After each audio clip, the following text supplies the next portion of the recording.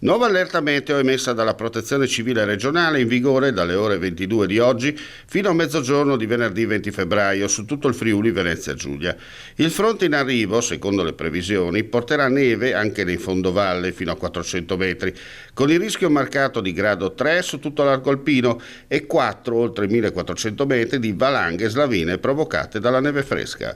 Forti piogge su pianura con rischio di allagamenti e sulla costa, in quest'ultimo caso si potrebbero verificare mareggiate e fenomeni di acqua alta dovute all'otto ondoso in corrispondenza dei picchi di marea alle 23 di stasera e alle 11 di giovedì 19 febbraio, con possibili criticità idrauliche sulle zone dell'entroterra e sulle isole della laguna di Grado e Marano. Soffierà scirocco moderato, in particolare lungo le ore centrali di giovedì.